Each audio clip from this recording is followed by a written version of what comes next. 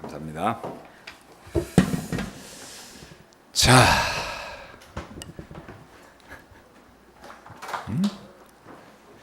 자, 이제 오늘 마지막 클래스입니다. 카톨릭과 개신교의 상관관계 이렇게 써놨습니다. 기독교에 대한 내용인데요.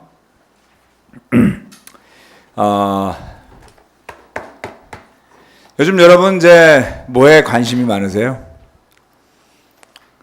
다들 바쁘시죠? 많이. 네? 다들 하루 종일 이제 열심히 일하다가 오셔서 그런지 살짝 멍한 것 같아요. 그죠? 찬양하면서 좀 마음이 많이 좀 차분하게 좀 가라앉으셨습니까? 이제 점점 더 더워질 텐데요. 잘 관리를 하셔야 될 겁니다. 자, 오늘은 카톨릭과 개신교에 대한 부분을 같이 좀 알아보겠습니다. 사실 굉장히 광범위한 주제라서 오늘 저녁에 여러분들이 궁금해하는 모든 것을 다 커버하지 못할 수도 있습니다. 이 내용 안에는 이제 교회사에 대한 부분도 들어가고요. 그 다음에 이제 카톨릭 교회 교리에 대한 부분도 들어가고 하기 때문에 내용이 좀 많은 편입니다. 여러분 그 교회사 강의를 우리 교회에서 한번 했었던가요? 교회사 했어요? 언제 했죠? 교회다가 했어요? 제 와이프는 들었다라는데 여러분들은 답이 없잖아요. 교회사 웨스트 했었어요? 그때 교회사 혹시 들었던 기억이 나시는 분 계세요? 우리 교회 역사 중심을 한번 했었어요. 오케이. 기독교 교회사에 대해서는 특별히 기억 안 나세요? 오케이. 네? 성경 공부할 때 그때 좀 흩었었죠.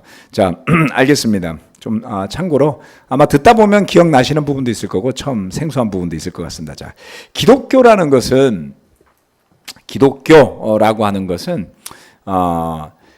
두 가지를 다 포함합니다. 하나는 이제 카톨릭과 카톨릭 교회라는 것은 특히 우리나라 교회에서 이제 카톨릭이라고 흔히 부르는데요. 로마 카톨릭 교회를 일반적으로 칭하는 겁니다. 카톨릭 교회가 로마 카톨릭만 있는 것은 아닙니다. 네, 그리스 정교, 오르토독스라고 부르죠. 그 다음에 러시아 정교, 러시안 오르토독스라고 부릅니다. 오르토독스라는 게 그러니까 정교를 이제 번역하면 이제 오르토독스를 번역하면 정교가 되는 거죠. 가장 바르게 되어 있다 이런 뜻입니다. 그게 자, 그 다음에 영국의 성공회도 있죠. 앵글리칸 처치라고 들어보셨습니까? 네, 영국 성공회.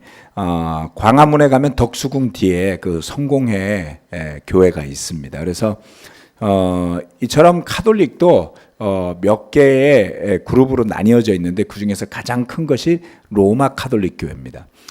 통계적으로 약 전 세계 인구 가운데 13억 가까이가 숫자상으로 로마 카톨릭 교회 신도들로 되어 있습니다. 굉장히 크죠. 그 다음 개신교라고 흔히 부르는 종교 개혁을 통해서 세워진 프로테스탄트 교회를 일컫는 말입니다. 이 카톨릭 교회와 그 다음에 개신교라고 부르는 개신교는 교파가 너무 많아서 여러분에게 몇몇 개로 설명해 드릴 수는 없습니다. 주름 잡아 수백 개를 넘어선다라고 평가되고 있습니다. 우리나라에 들어와 있는 예를 들어서 장로교 교파만 하더라도 수십 가지가 넘습니다. 그래서 기독교라고 부르는 카테고리 안에는 카톨릭과 개신교 이 두 가지를 기본적으로 정통적인 걸로 보고요. 그 다음에 조금씩 벗어나 있는 뭐 여호와의 증인도 기독교 계열이죠, 그렇죠? 여호와의 증인이라든가 심지어는 몰몬도 기독교 계열입니다. 그래서 어떻게 보면 기독교라는 넓은 카테고리 안에는 학자들이 추산하기로는 약 10,000개가 넘는 종파가 존재할 것이다 이렇게 보고 있습니다. 자, 크게 카톨릭과 개신교 이렇게 볼 수 있다라고 말씀드릴 수 있습니다. 그 중에서 오늘은 카톨릭에 대해서, 로마 카톨릭 교회에 대해서 좀 알아보도록 하겠습니다. 여러분, 개신교 교회에 대해서 이야기를 하려고 그러면 교파별로 교리가 상이한 부분도 많고 종류가 워낙 많아서 집중적으로 뭐 몇몇 가지 교파들의 교리를 정리를 해서 언젠가 한번 설명해 드릴 수는 있겠지만, 오늘은 카톨릭에 대해서 알아보도록 하겠습니다. 자, 뒤에 이게 잘 보이시나요? 잘 안 보이죠? 네, 잘 안 보이셔도 돼요. 네, 이거는 참고로 그냥 보라고 해놓은 겁니다. 이거는 뭐냐면 카톨릭 교회 홈페이지에 가면 그 안에 카톨릭의 기본 교리가 있습니다. 그 기본 교리서가 100 몇십 페이지 정도 되는데요. 그 중에서 제가 오늘 몇 가지를 추렸습니다. 다는 못 추렸습니다. 왜냐하면 다 하면 시간이 모자랄 거기 때문에 몇몇 가지만 추려서 여러분에게 설명드리려고 하는데, 이것이 그 중에 한 페이지입니다. 그래서 여기 보면 맨 위에 빨간 글씨로 거룩한 전승이라고 쓰여 있습니다. 네. 거룩한 전승. 여기에 잘 보시면 제가 빨간 줄을 친 부분에 뭐라고 되어 있냐면 제가 읽어드리겠습니다. 카톨릭 교회는 성전과 성경을, 성전이라고 하는 것은 거룩한 전승, 교회의 tradition, 감사합니다. 교회의 전통을 말하는 겁니다. 그래서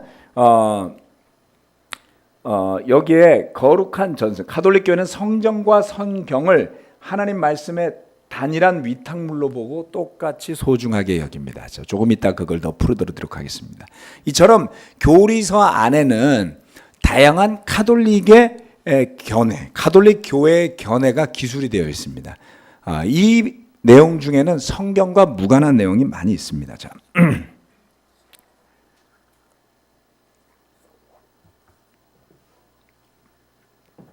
그런데 제가 이것을 설명드림에 있어서 한 가지 들으시는 여러분께 부탁을 드릴 내용이 있습니다. 오늘 제가 설명드리는 내용들은 카톨릭 교회를 반박하고자 함이 아니다 라는 겁니다. 왜냐하면 이 내용 자체가 카톨릭 교회 홈페이지에서 공개적으로 게시한 교리 요약집의 일부 내용이기 때문에 여러분들이 카톨릭을 이해하는 데 도움이 될 만한 내용을 조금 추린 거예요. 그래서 하다 보면 반박처럼 들리는 부분이 있을지라도 목적이 그게 아닙니다. 그냥 좀 다른 것이 분명히 존재한다 라는 것을 설명드리는 겁니다. 그래서 만약에 필요하다고 생각하시는 분들은 제가 조금 이따 주소를 알려드릴 거고, 그 다음에 바이블톡 인도자 밴드에다가는 그 주소를 올려놨습니다. 이 책의 주소와 그리고 홈페이지의 주소 두 가지를 같이 올려놓았으니까 여러분들이 시간을 두고 충분히 읽어보시면 카톨릭 교회의 교리가 어떤 것인지 쉽게 이해할 수 있습니다. 제가 카톨릭 관련해가지고 한 15년 전부터 열심히 여러 가지 책도 보고 공부도 하고 그랬는데 이게 제일 잘 설명되어 있는 것 같아요. 그리고 다른 사람이 설명하는 게 아니라 카톨릭 교회 홈페이지에 설명된 거기 때문에 분명하게 본인들의 견해를 나타낸 것이다라고 생각합니다. 그러면 오해의 소지가 없을 것 같습니다. 자, 가장 중요한 스타팅 포인트로 생각할 수 있는 것은 카톨릭 교회가 가지고 있는 성경관입니다. 카톨릭 교회는 성경을 어떻게 보느냐라는 것이죠. 자, 거기에는 전승이라고 부르는 것과 성경이라고 부르는 두 가지가 있습니다. 전승이라고 부르는 것은 church tradition입니다. 교회의 전통이죠.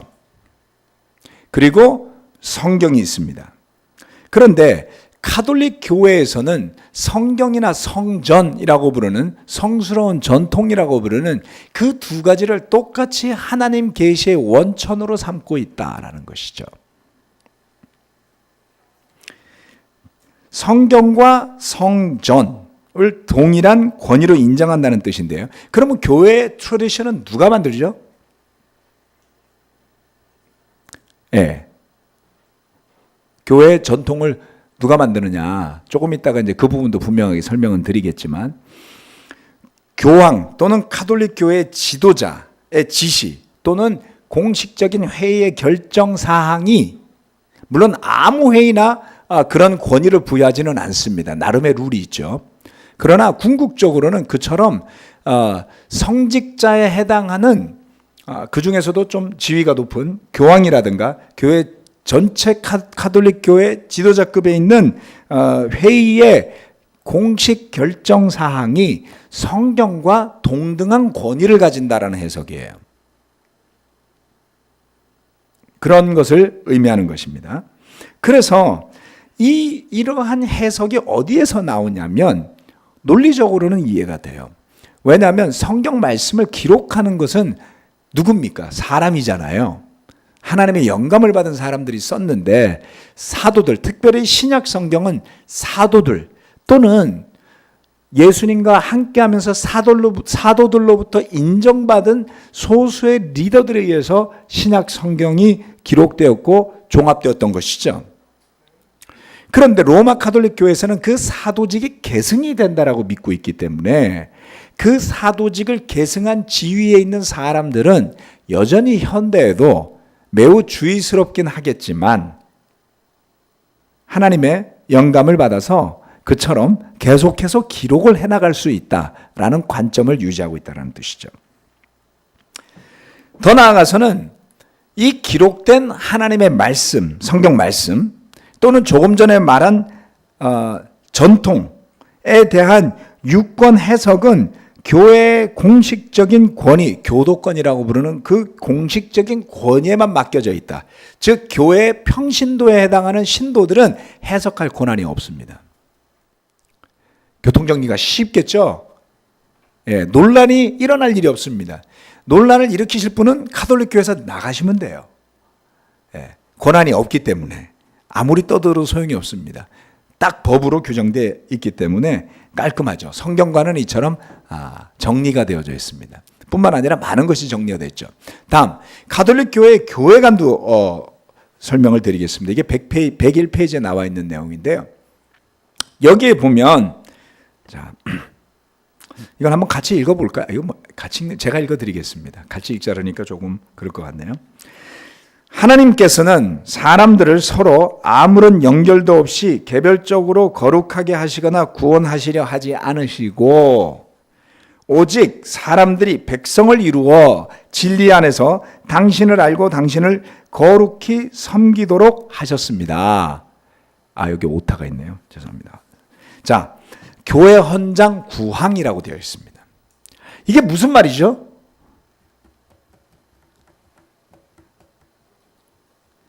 자, 한 번 더 설명을 드리겠습니다. 사람들이 서로 연결 없이 개별적으로 거룩하게 하시지 않는다 이런 뜻이에요. 그렇죠? 연결 없이 개별적으로 구원하시지도 않는다 이런 뜻이죠. 그래서 오직 백성을 이루어 즉 기존에 존재하는 교회라는 테두리 안에서만 구원이 이루어진다라는 것입니다. 교회의 권위가 강력하죠. 그렇죠? 그래서 가톨릭 신자들은 교회의 권위에 대항하지 않습니다. 여러분 이해가 되세요? 우리 교회에서는 아무 때나 교회의 권위에 도전할 수 있어요. 왜요? 교회의 권위는 우리에게 없거든요. 그렇죠? 교회의 머리는 누구죠? 예수님이죠. 그래서 우리 교회에서는 목회자에게 아무 때나 이의 제기를 할 수 있습니다. 너무나 좋은 교회잖아요. 그렇죠? 그리고 목회자도 지치고 힘들면 그만두면 그만이에요. 네.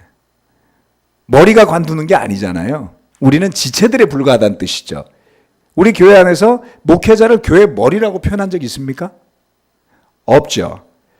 예, 그렇기 때문에 큰 차이가 있습니다. 이 부분에 대해서는. 그래서 더 나아가서 설명하기를 만약 교회 공동체가 없었다면 우리는 예수 그리스도를 알지 못하였을 것이며 하나님을 올바로 알 수도 없었을 것입니다. 교회는 강력하게 복음을 전하는 하나님의 통로로서 교회 없는 구원은 없다라는 해석이에요. 갑자기 조용해지네요. 자, 굉장한 권위가 있습니다. 즉 누구든 가톨릭 교회의 신자가 되고자 한다면 이 권위에 도전할 수 없어요. 예, 도전할 권한도 자격도 주어져 있지 않기 때문인 것이죠. 그런데 이 부분에 대해서는 성경 말씀을 조금만 잘 이해하면 우리의 해석과 많이 다를 수 있다는 것을 알 수 있습니다. 예를 들어서 빌립이 이디오피아 내시를 만났을 때에 빌립은 교회로서 만나지 않았잖아요. 그렇죠? 개인으로서 그를 만났고 개인으로서 복음을 전했고 그리고 세례까지 받았어요. 다시 말해서 이디오피아 환관, 고관, 내시라고 부르는 그 사람은 개별적인 접촉을 통해서 하나님의 인도하심을 따라서 세례를 받고 죄사함을 받은 사람이 된 것이죠.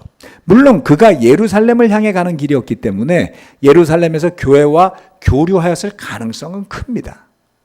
그런데 그런 그가 고국으로 돌아갈 때에는 교회로 함께 돌아가지는 않았겠죠. 혼자 돌아가지 않았겠습니까?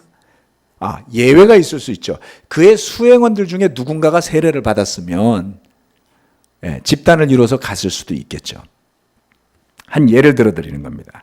그래서 성령님의 역사는 늘 우리의 이해의 테두리나 해석의 테두리 안에서만 일어나지는 않습니다.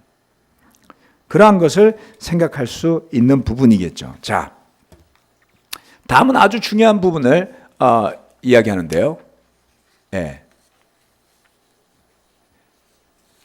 자, 다만 아주 중요한 내용 몇 가지인데요. 첫 번째, 성직자와 평신도의 구분이 분명합니다. 여러분, 우리 교회는 성직자와 평신도가 구분되는 교회입니까?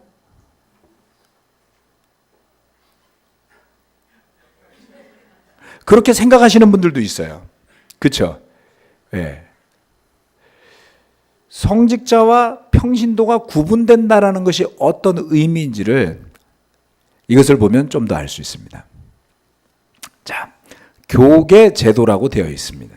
자, 교회의 신분에는 성직자와 평신도가 있습니다. 이건 제가 쓴 게 아니에요. 거기 있는 내용을 그냥 적어 놓은 거예요. 그대로. 교회의 신분에는 성직자와 평신도가 있습니다. 성직자는 베드로 사도의 후계자인 교황, 사도들의 후계자인 주교, 주교의 협조자인 신부와 부제입니다. 딱 정해져 있어요. 그리고 가톨릭 신도들은 평신도예요. 그처럼 가톨릭의 성직자가 되기 위해서는 그냥 되지 않습니다. 서원을 해야만 하죠. 그래서 그들에게는 주어지는 책무가 존재합니다. 그것을 또한 규정한 규정집이 분명히 있겠죠. 그렇죠? 자, 그래서 그처럼 특수하게 서원을 한 사람들은 성직자라는 그룹에 속하게 되고 그렇지 않은 가톨릭의 신도들은 평신도로 구성되게 되는 것입니다. 그래서 가톨릭 교회 안에는 엄밀한 계급이 존재해요. 말씀드렸죠. 자, 그러한 성경에 대한 유권 해석을 내릴 수 있는 권한이 왜 평신도에게 없는지 아시겠습니까? 이처럼 교계가 정해져 있기 때문에 거기에 속해 있지 않은 사람들에게는 그러한 권한 자체가 주어지지 않는 것이죠. 교황은 이 지상에서 그리스도의 대리자로서 막중한 임무를 맡고 있습니다. 베드로 사도의 후계자들이 곧 교황입니다. 그래서 가톨릭 교회에서는 교황으로 선출되는 사람은 베드로의 사도직, 즉 사도들의 우두머리로서의 그 권한을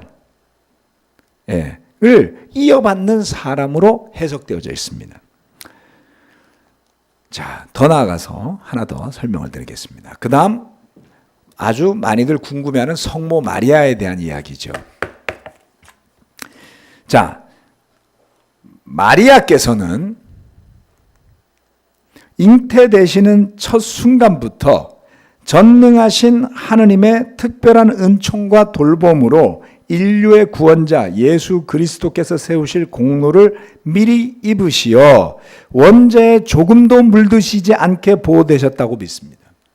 이거 고백 안 하면 가톨릭 신자가 안 되는 거예요. 즉 마리아는 원죄가 없다라는 이야기죠. 그리고 마리아는 무오하다. 마리아에겐 죄가 없다는 뜻이에요. 그리고 더 나아가서 마리아의 영원 동정설이 있습니다. 마리아는 영원히 처녀였다. 그럼 예수님의 형제들은 마리아 말고 다른 사람에게서 나온 모양인데요. 그렇죠?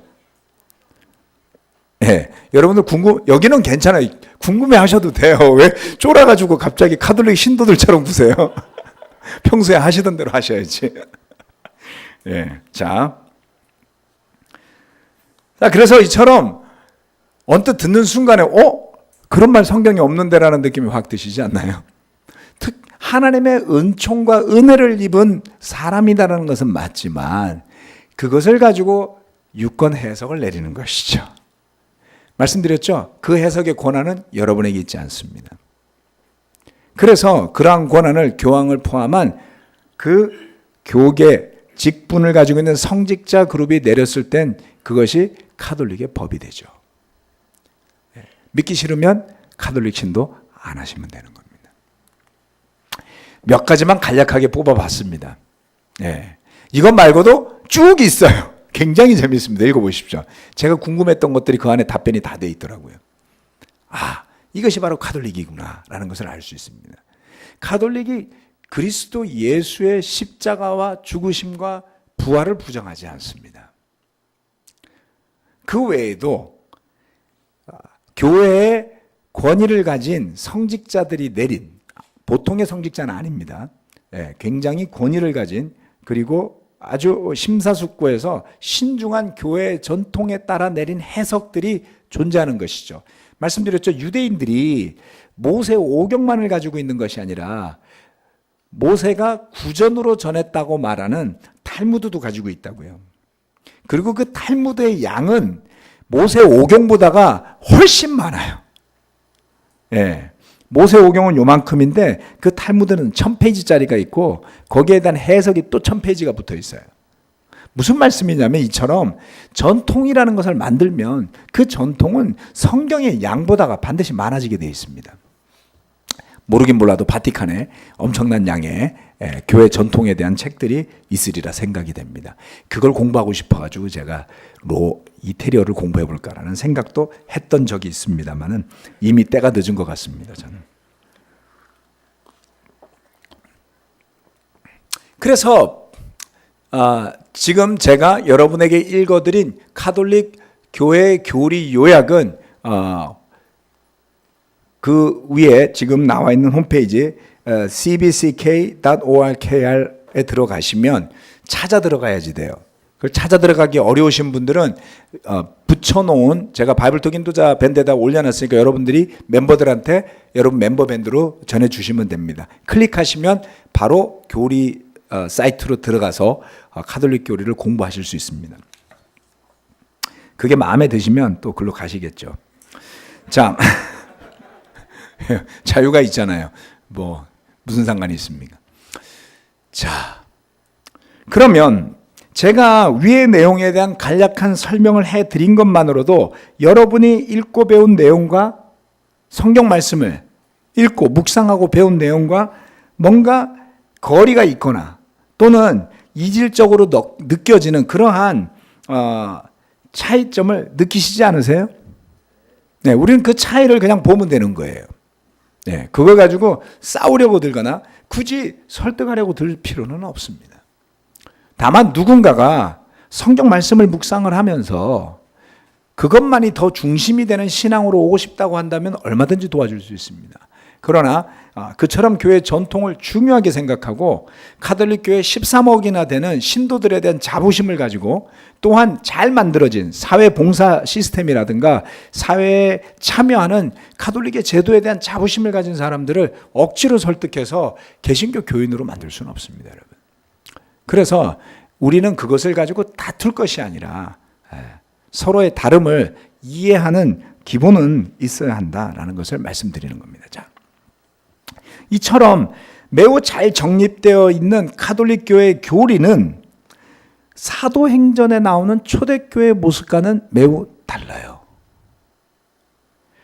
그 차이가 어디서부터 나오는 걸까요, 여러분? 그렇죠? 네, 그거를 지금부터 간략하게 설명을 드리겠습니다. 이 충분한 시간이 없는 관계로 간략한 초대교회사를 여러분에게 소개하면서 가톨릭 교회가 어떻게 생겨나게 되었는지를 생각해 보면 좀 쉽게 이해할 수가 있기 때문에 이 말씀을 드리는 겁니다. 자, 성경에 등장하는 사도행전상의 초대교회는 아주 단순했어요. 예수님의 부활을 전하고 제자도를 전하는 그런 교회였을 뿐입니다.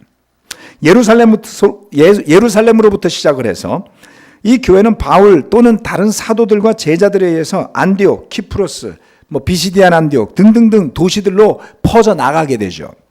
그래서 약 30년이 채 지나지 않아서 아시아 지역과 그리스 지역으로 나중에는 로마에까지 교회가 세워지게 됩니다. 이처럼 시작된 교회들은 몇 가지의 단계를 거치게 되는데요. 첫 번째, 사도들이 살아있던 사도 시대의 교회로 볼 수 있습니다. 이것이 신약 성경 요한계시록에까지 나오는 교회 모습이에요. 사도들이 살아있던 시절의 교회입니다. 그래서 이것은 약 AD 30년경부터 해서 AD 90년대까지 이어지는, 토탈로 따지면 약 60여 년간의 그 역사가 있는 사도시대 교회겠죠. 그러다가 사도를 뒤이은 시대의 교회로 넘어가게 됩니다. 이제 사도 요한이 반모섬에 유배되어서 죽었어요. 나머지 사도들은 이미 다 사전에 순교하고 없었죠. 그 사도 요한이 순교한 시점이 AD 8, 90년경입니다. 90년경이에요. 그러면 사도 요한이 죽은 뒤로 더 이상의 사도는 없게 되었겠죠. 그렇죠? 그 뒤를 사도들에 의해서 훈련되어진 사람들, 디모데라든가, 여러분이 신약 성경에 나오는 지도자들 이름에 디도라든가, 그렇죠? 에바브로 디도라든가 여러 사람들 나오잖아요. 그 사람들을 포함해서 성경에 나와 있지 않은 교회 지도자들에 의한 시대를 속사도 시대라고 부릅니다. 이 시기를 사도들을 뒤이은 시대라고 해서 속사도 시대라고 불러요. 이 시기는 1세기부터 해서 1세기 말이니까 약 AD 100년경입니다. 자, 1세기 말 2세기 초부터 해서 3세기까지 이어져요. 300년대까지 이어진다는 뜻이죠. 그러니까 한 200년 정도 되겠죠. 그렇죠? 기독교 역사상 이 시기는 교회가 가장 많은 핍박을 받은 시기였습니다. 로마 제국에 의한 다양한 핍박이 약 10여 차례 이상 이 200년 기간 안에 일어났는데, 놀랍게도 교회는 사도시대, 속사도시대를 넘어가면서 굉장히 더 숫자가 늘어나게 됩니다. 핍박 속에서도. 신기한 현상이죠. 그리고 속사도시대가 끝날 때쯤에서 로마 제국 교회 시대가 열리게 됩니다. 이것은 3세기부터 시작이 돼요. 기독교가 로마에서 공인된 때가 313, 313년입니다. 자, 이때부터 해서 언제까지냐? 지금까지 오고 있죠. 그렇죠? 로마 가톨릭 교회 지금도 있잖아요. 그러니까 그때부터 지금까지 오는 거예요. 그리고 15세기에서 비로소 종교 개혁이 일어나기 시작합니다. 레포메이션이라고 부르죠.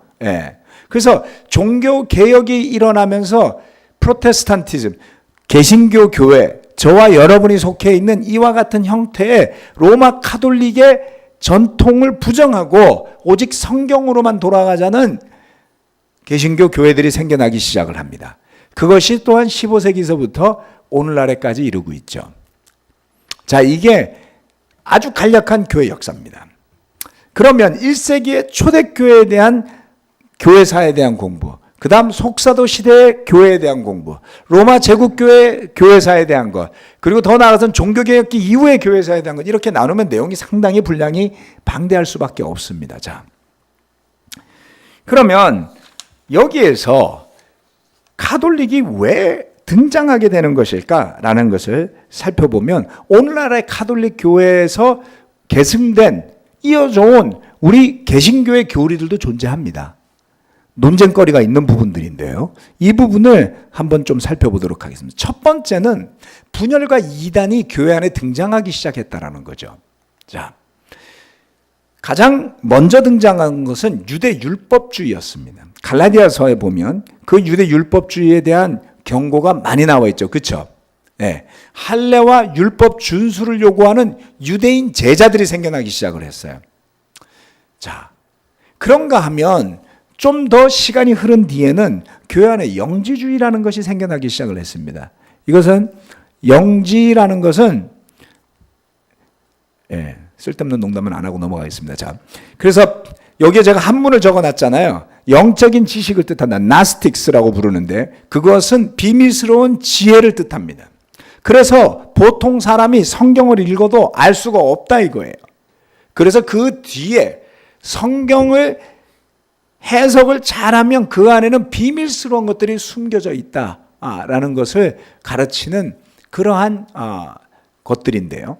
이것이 그 그리스의 철학 중에 하나인 이원론에서부터 시작이 되는 것입니다. 쉽게 이야기하면 이원론이라는 것은 두 가지로 보는데 완전한 것과 악한 것 두 가지로 봅니다. 형이상학적인 것과 형이하학적인 것, 즉 물질을 초월한 것과 물질 세계를 나누어서 보는데 하나를 절대 선으로 보고 다른 하나는 절대 악으로 보는 것이, 즉 우리 인간이 물질인 육체를 가지고 있으니까 육신은 절대 악이겠죠. 그렇죠? 타락한 걸로 보는 거예요. 그러면 절대 신이라고 부르서 이데아라고 부르는 그 신적인 존재는 완전 무한 것을 의미하는 것이죠. 그런데 예수 그리스도는 하나님의 아들이 육신을 입고 땅에 오셨다 그러니까 절대선인 이데아가 육신이라는 악을 입고 있다라는 논리적인 모순이 발생하잖아요. 그래서 그것을 부정하는 신앙입니다. 철학 안에서는 그 체계가 문제가 없지만 예수님을 만나면서는 문제가 되는데 기독교인들 중에 그와 같은 철학 사상에다가 기독교를 끼워 넣은 거예요. 어떤 사람들이 이런 거 좋아하겠어요? 똑똑한 사람들이요. 똑똑한 사람들이요. 똑똑한 게 꼭 좋은 건 아니에요. 하나님이 좋은 데 쓰라고 좋은 머리 줬더니 그 좋은 머리로 세상적인 생각으로 하나님을 분석한 거죠. 그게 영지주의입니다. 그래서 요한일서 4장에 가보면 이와 같은 영지주의를 부정하는, 영지주의를 주의해야 한다라는 경고의 말씀이 나오죠. 4장 2절 말씀입니다. 여러분은 하나님의 영을 이것으로 알 수 있습니다. 곧 예수 그리스도께서 육신을 입고 오셨음을 시인하는 영은 다 하나님에게서 난 것입니다. 그러나 예수를 시인하지 않는 영은 다 하나님에게서 나지 않은 영입니다. 즉 예수님이 육신으로 오신 것을 믿지 않는 영이 있다면, 그렇죠? 그것이 바로 영지주의자들에 대한 경고였던 것이죠. 이것이 사도 요한이 살아있던 시절에 이미 교회 안에 파고들었더라는 것이죠. 자, 그것은 시작에 불과하고요. 더 나아가서 마르키온주의라는 것이 나옵니다. 마르시온이라고도 부르고 마르키온이라고 부르는데 영어로 MARCION. 그래서 마르키온이라고도 할 수 있습니다. 자, 마르키온 주의가 나오는데요. 이것은 AD 137년에 나오기 시작을 합니다. 로마에서 교회의 개혁을 주장하는데요. 이 방금 말씀드린 이원론적 신관, 이원론적이라는 그 그리스 철학을 바탕으로 한 거예요. 그리고 그리스도의 가현이다. 이건 뭘 이야기하냐면 그리스도가 나타난 것은 진짜가 아니라 영으로만 나타났다라는 거죠. 그래서 가현, 그 영으로 된 모습만 나타났지 물질이 아니었다라고 하는 거죠. 조금 전에 말한 영지주의랑 비슷하죠. 그래서 영지주의 분파의 하나입니다. 그래서 이 마르키오는 아주 특별하게 구약의 하나님과 신약의 하나님을 다르다고 주장했어요. 여러분 성경 읽다 보면 예수님하고 신약에 나오는 예수님 모습하고 구약에 나오는 하나님 모습하고 사실 좀 달라 보이지 않나요? 많은 사람들이 신구약을 매칭시키는데 헷갈려 하거든요. 구약에서는 다 죽여라 이랬잖아요. 하나님이. 아말렉 족을 다 쳐서 죽이라 그랬고 가나안에 가서 멸종을 시키라 그랬잖아요. 그렇죠? 그런데 신약에 나타난 예수님은 가가지고 자기가 죽잖아요. 예, 다 용서하시잖아요. 그래서 구약의 하나님과 신약의 하나님이 같을 수가 없다. 이게 마르키온의 해석이었습니다. 예. 그래서 성경은 마음 편한 대로 해석하면 이렇게 되는 거예요. 예, 입맛에 맞게 다 해석할 수 있습니다. 제가 말씀드렸죠. 2000년 기독교 역사를 가지고 다 파헤치면요, 여러분이 생각할 만한, 여러분이 하고 싶은 대로 해석 어디든지 다 있다고요. 찾아보시면 진짜 다 있을 겁니다. 자, 몬타누스파는 또 어떤 사람들이냐면 AD 170년경에 나왔는데요. 이 몬타누스라는 사람은 교회에 속한 존경받는 사람 중에 한 사람이었던 겁니다. 그래서 소아시아의 부르기아라는 지역에서 활동을 시작을 했는데 예언자로서 활동을 합니다. 자, 우리 고린도서에 보면 예언에 대한 이야기가 나와 있죠. 그렇죠? 그래서 초대교회 안에서는 예언이 설교라는 것과 하나님의 계시를 받았다는 것을 전하는 이 두 가지로 나뉘어져 있어요.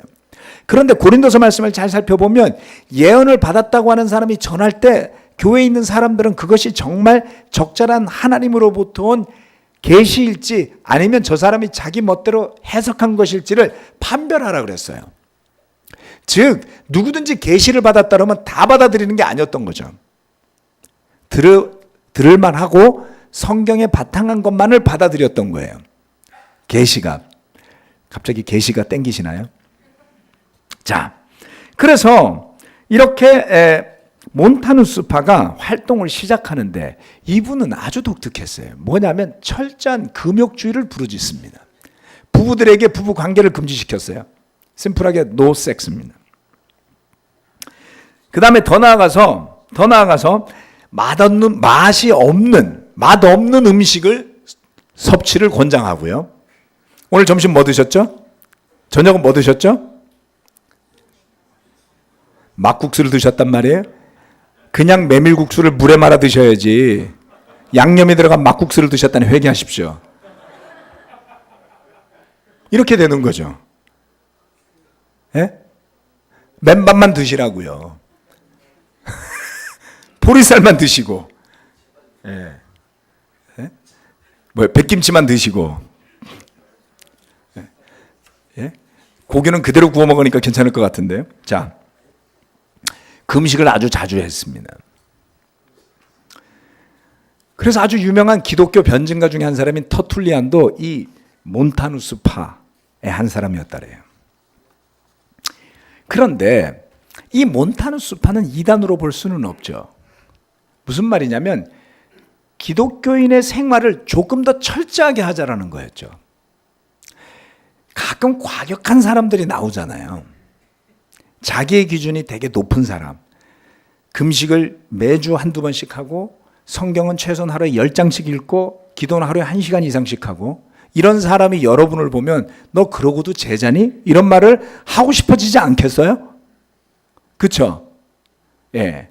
그래서 그렇게 대단하게 헌신하는 사람이 나오는 것은 좋은 일이지만 그 사람의 열심과 열정과 헌신이 분란을 일으킬 수 있다는 것이죠. 여러분 이거 잘 생각하셔야지 돼요. 무슨 말씀이냐면 이 몬타누스파가 그 분쟁을 시작을 하면서 보다 더 순수함으로 돌아가자라고 노력을 한 거였겠죠. 그렇죠? 그 노력은 높이 살만합니다. 예, 여러분 중에 만약에 몬타누스파처럼 나는 결혼했지만 지금부터 순결하게 죽을 때까지 살겠다 결정하셔도 나쁜 거 아니에요. 다만 배우자가 힘들어하면 그렇게 하시면 안 되고. 두 번째, 맛없는 음식만 먹고 살겠다. 그게 뭐 틀린 거라고 이야기하겠어요. 그렇죠? 예? 별로 여긴 따를 사람이 없네. 다행이네. 몬타누스가 그러한 주장을 하면서 예언가로 활동하면서 사람들의 지지를 얻습니다. 그래서 그 몬타누스를 따라간 교회가 생겨났어요. 그리고 그 교회는 약 5세기까지 지속이 됩니다. 그런데 이러한 교회들에 대해서 카톨릭 교회가 좋아했겠어요? 예. 교회에서 배제를 시키게 되죠. 서서히 그 영향력이 줄어들게 됩니다. 그런데 이것이 완전히 사라진 것이 아니다라는 점에 주목을 하셔야 됩니다. 왜냐하면 나중에 등장하는 카톨릭의 수도원 운동은 이와 같은 거예요. 교회가 도시를 벗어나서 외지로 들어가서 외딴 오지로 들어가서 오직 기도와 말씀에 힘쓰고 머리를 깎고 종욕을 벗어나고 무욕을 벗어나고 검소한 생활만 하자. 이런 것들은 사실 몬타누 스파의 영향을 받았다고 볼 수 있겠죠. 그래서 그러한 영향력들이 그 안에 섞여 있다 이렇게 볼 수가 있는 겁니다. 자, 그 다음에 노바티안이라는 사람이 나오는데 이 사람은 AD 250년경입니다. 자, 조금 전에 처음에 제가 말씀드릴 때 100년부터 300년 사이에 교회 안에 핍박이 굉장히 자주 있었다라고 말씀드렸죠. 그런데 그 핍박의 정도가 상당했어요. 다시 말하면 핍박이 휩쓸고 가면 교회 형제 자매들 중에 믿음을 지키다가 눈알을 뽑힌 사람, 팔다리가 잘린 사람, 목숨을 잃은 사람이 남고요. 그리고 그 사이에 핍박을 견디다 못해서 떠난 사람도 나와요. 배교자들이라고 부르죠. 아포스타시. 신앙을 저버린 사람도 나옵니다.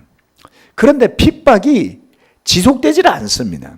어느 황제의 잠시간의 기간 동안만 핍박이 지속되죠. 마치 우리나라 정치 역사에서 보여주듯이 야당과 여당이 바뀌면 핍박이 왔다 갔다 하잖아요. 그죠? 한때 큰 소리 치던 사람 감옥 가고 10년씩 바뀌니까 우리가 또 지켜보면 새로운 경향들을 많이 배우게 될 겁니다. 그런 것처럼 5년, 10년마다 반복되었던 거예요. 문제는 뭐겠습니까? 교회 지도자가 3명이 있었는데 그 중에 한 사람은 타협을 포기했기 때문에 눈알이 뽑혔어요.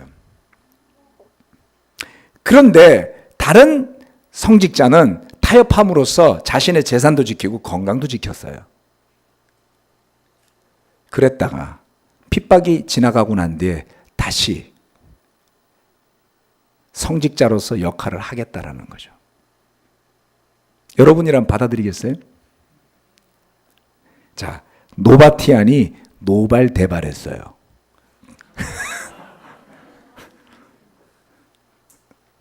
교회 지도자였습니다. 그는 핍박을 꿋꿋하게 이겨낸 사람이었죠. 그리고 배교했던 사람들이 교회로 돌아오는 것에 대해서 그는 인정하지 않았습니다. 그래서 그처럼 노바티안을 지지하는 사람들이 모여서 교회를 구성하게 되는데요. 나중에 결국 기존 카톨릭 교회에서 쫓겨나게 됩니다. 자, 이러한 일들은 초대교회에서 일어났던 몇몇 사건들만 제가 추려서 말씀을 드린 거, 아주 대표적인 사건들을 이야기하는 것이죠. 그러면 여러분이 만약에 교황이라면 나중에, 내지는 성직자들이라면, 물론 여기는 아직 교황제가 분명하게 생겨난 것은 아닙니다. 여러분이 교회 지도자라면 이런 문제로 골머리 아파하지 않겠습니까? 그렇죠? 예, 사람이 2명 있을 때는 쉬운데요. 3명 있으면 복잡하고요. 4명 있으면 둘로 편이 갈리고요. 그래서 여행 갈 때는 짝수로 가지 말라 그래요. 짝수로 가려고 두 편이 싸우면 중재 줄 사람이 없다고 꼭 홀수로 가라 그러더라고요. 세상에서 흔히 그런 이야기 하죠. 3명이 가든지 5명이 가면 둘둘 나뉘어도 1명이 중재해 주니까 괜찮다, 이런 말을 하죠. 교회가 이처럼 가르침에 대한 문제, 그리고 교회 내 여러 가지 이슈들로 인해서 복잡해지고 골치 아파지죠. 자, 그러던 와중에 이 핍박의 끝에 가서 기독교가 국교로 인정되게 됩니다. 네. 자, 이게 바로 AD 313년인데요. 서로마의 콘스탄티누스 황제가 동방의 황제, 그 당시에 황제가 4명이 있었답니다. 정제, 부제, 정제, 부제에서 동로마, 서로마로 나뉘어가지고 4명의 황제가 같이 해서 사두 체제를 구성하고 있었다 그래. 그래서 이 콘스탄티누스가 서로마의 본인이 저기가 된 거죠. 정제가 됐겠죠. 그리고 본인이 그 부제를 완전히 제압한 다음에 동로마의 정제인 니키우스와 함께 힘을 합해서 밀라노 칙령을 공표하면서 기독교를 국교로 공인하게 됩니다. 313년의 일이었어요. 그리고 나서 10여 년이 지난 뒤에 니케아 공회라는 최초의 교회 지도자 회의를 개최하는데요. 비행기값, 배값, 그 다음에 호텔비를 황제가 다 대주고 불렀어요. 아프리카에서부터 시작해가지고 그 전역에 있는 교회 지도자들을 비용을 다 대주고 불렀습니다. 황제가. 그래서 교회들 간에 다투고 있던 교리 문제를 정립을 시키라는 지시 내지는 부탁을 하게 되죠. 자, 이것이 교회 내 교리 논쟁 해결을 위한 회의의 개최인데요. 자, 오늘 다 설명드릴 수는 없습니다만,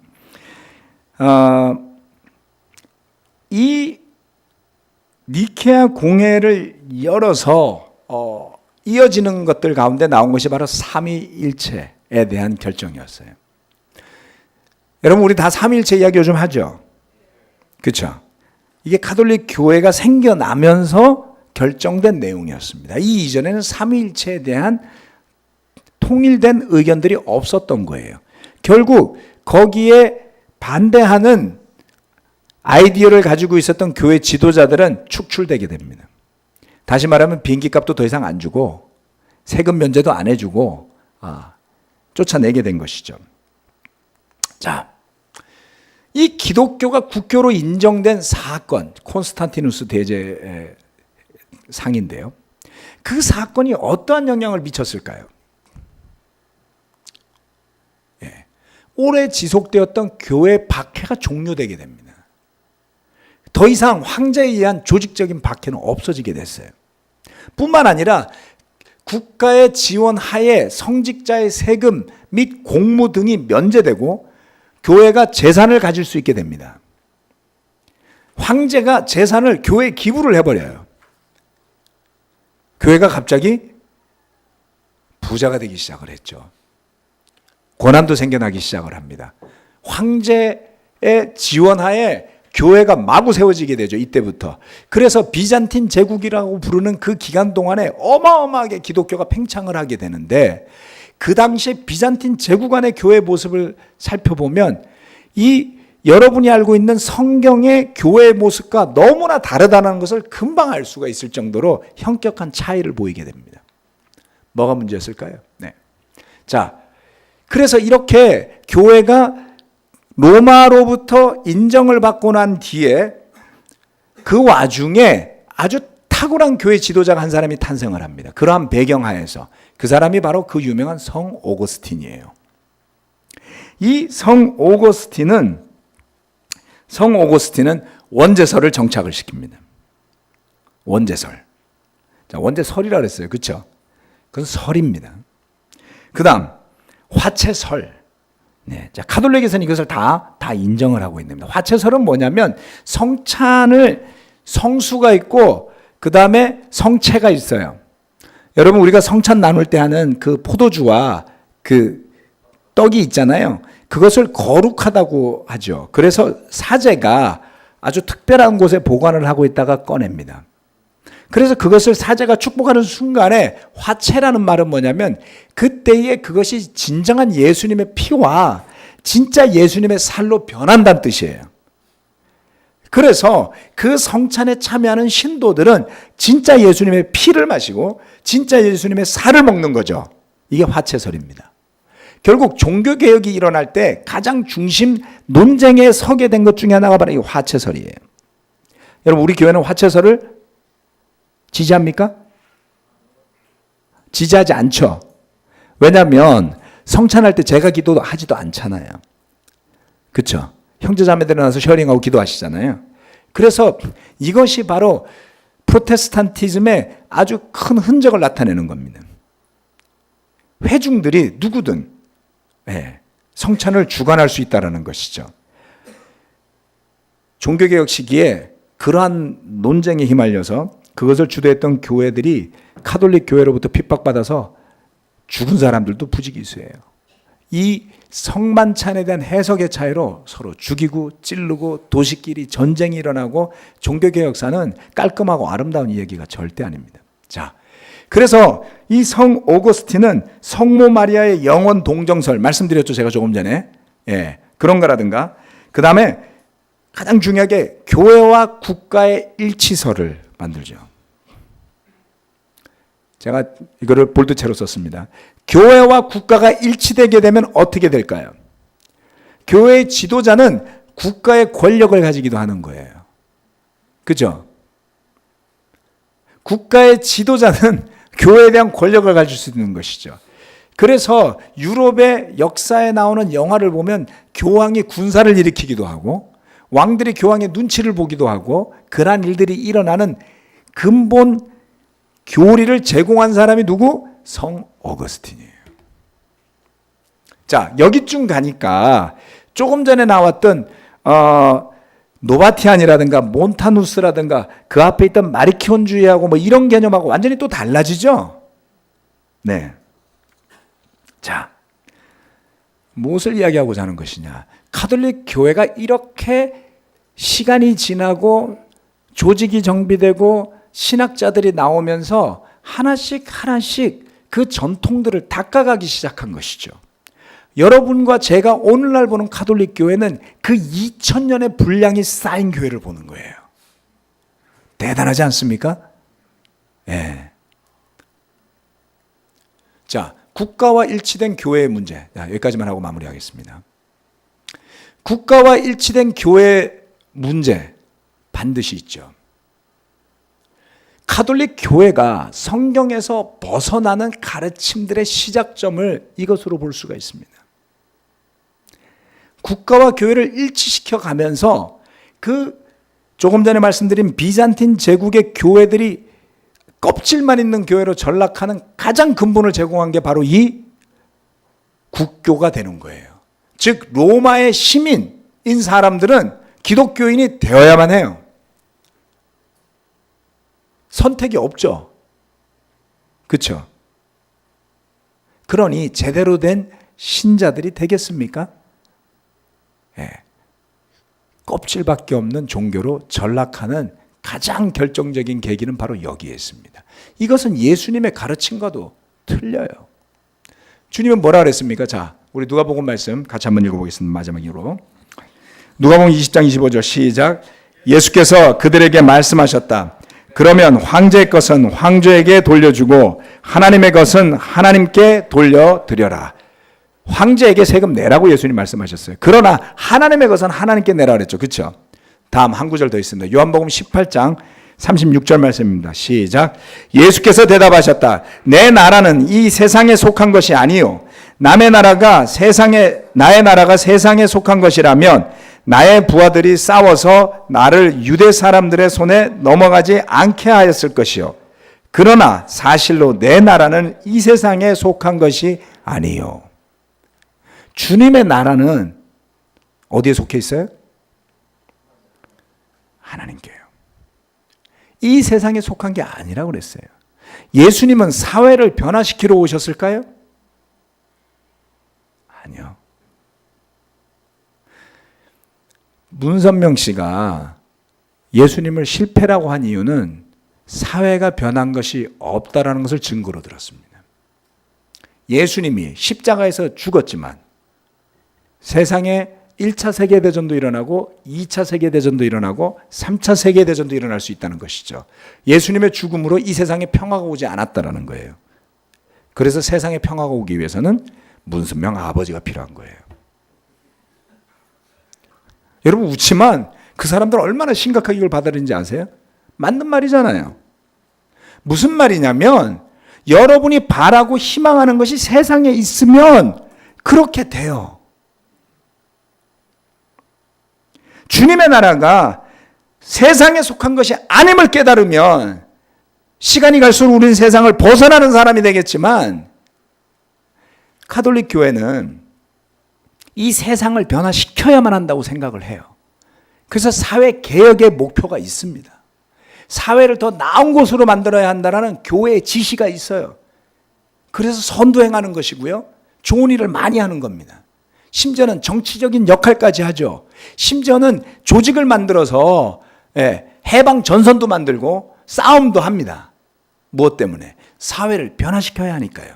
이게 어디서 나온 줄 아세요? 교회와 국가가 일치해야 된다는 이 가르침에서 나오는 거예요. 그 태동에서부터 비롯된 고질적인 문제인 것이죠. 교회는 오직 말씀을 통해 세상의 권력과 정치와 무관한 하나님의 나라가 되어야만 하는 것입니다.